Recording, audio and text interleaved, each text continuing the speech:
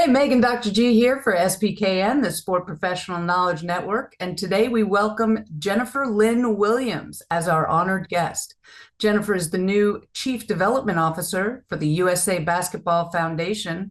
In this role, she is responsible for developing a holistic fundraising platform to support various programs and initiatives that champion women, empower youth, and promote social responsibility. In addition to her work at the USA Basketball Foundation, Jennifer is the CEO of Rainmakers Consulting Group, love that name, where she provides clients with support in nonprofit management, marketing, student athlete NIL, and leadership development. Jennifer Lynn Williams, welcome to SPKN. Thank you. Thank you so much, Meg, for that awesome introduction. It's a pleasure to be here speaking with you today. We're so excited to have you here. Why don't we start with the most important question? What were you thinking when you decided to move from Alabama to Colorado Springs? I was thinking less humidity and pretty scenery. So no, it was obviously it was different, from this deep south to Mountain West, but it's been beautiful. I love it here. The sun shines almost every day. We do get a lot of snow, but I'm from Michigan, so the snow doesn't scare me. I didn't know you were from Michigan. Yep. The lack of snow plowing here scares us. Oh man. So tell us a little bit about your path to this new position that you are killing it in.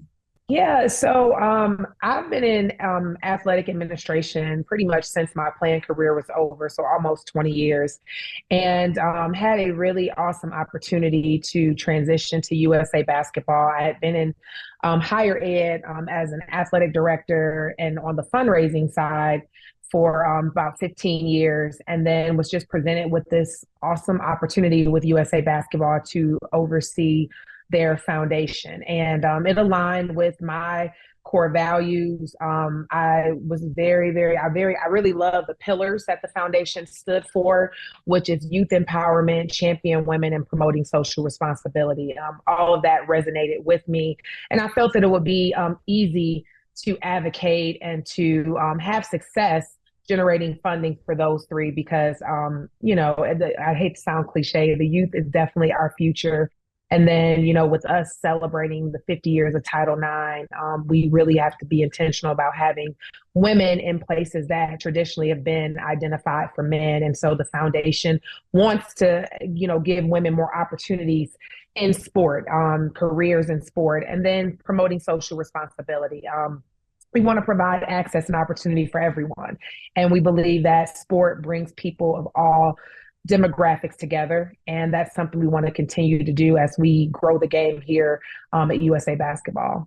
Wait, how do y'all define social responsibility too? I think the others are a little bit more readily obvious. So how do y'all define that one too? Yeah, that, it was a lot of room, but when we talk about social responsibility, we have a responsibility as an organization to promote diversity, equity, and inclusion.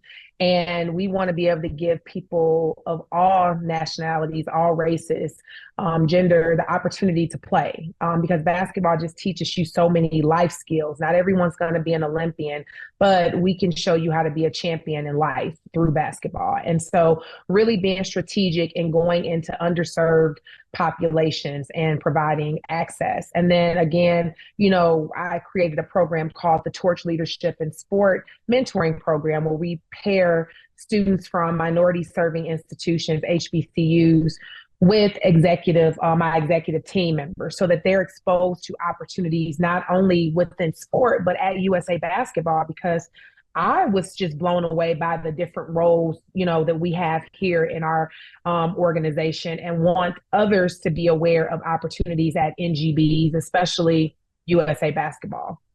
Tell us about the life skills that you carried over and how you kind of made that transition from the skills from basketball into the rest of your life.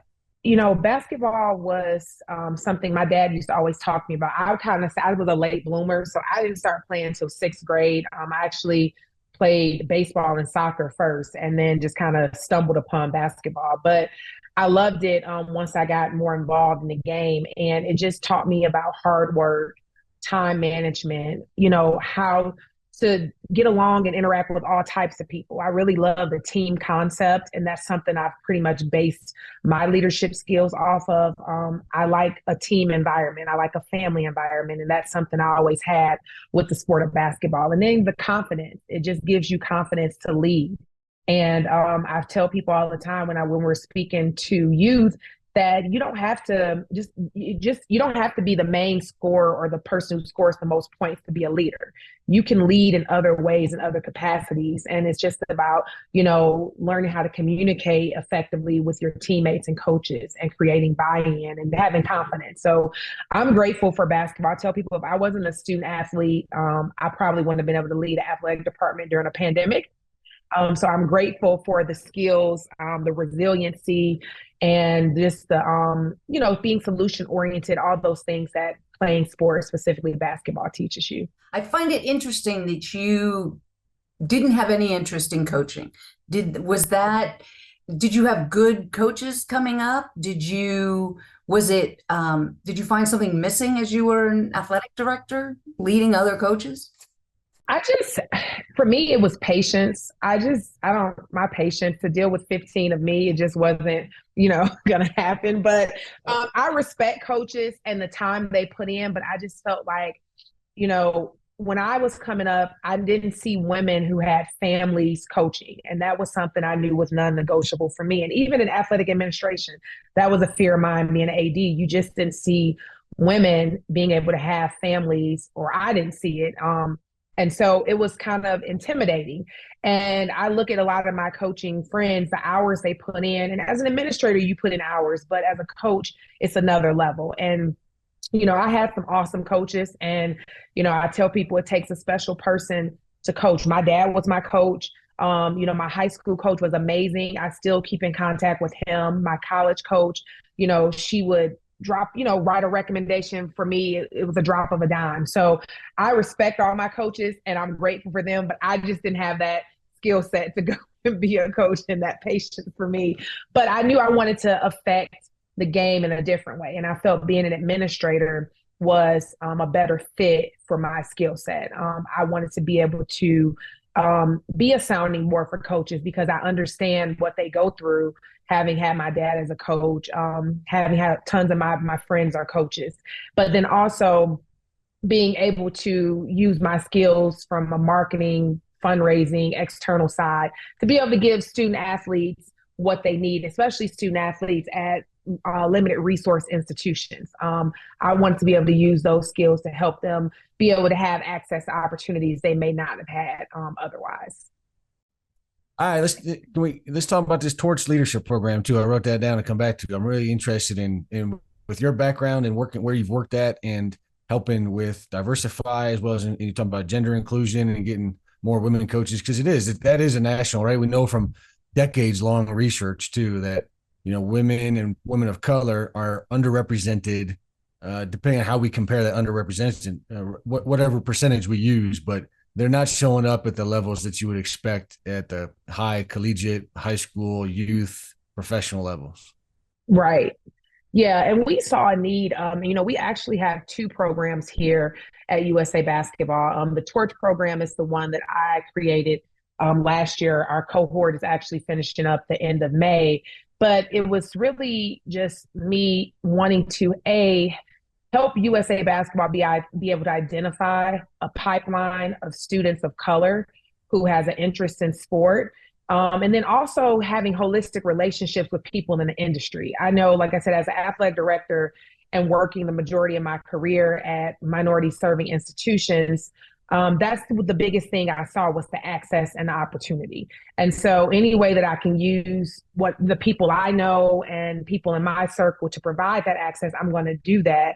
So I felt like, that was something we were missing, at USA Basketball. And it wasn't intentional. I just felt like, you have to connect with people. And this gives a pipeline to those students because there's a lot of talented students at minority serving institutions. The second program we have is Women in the Game.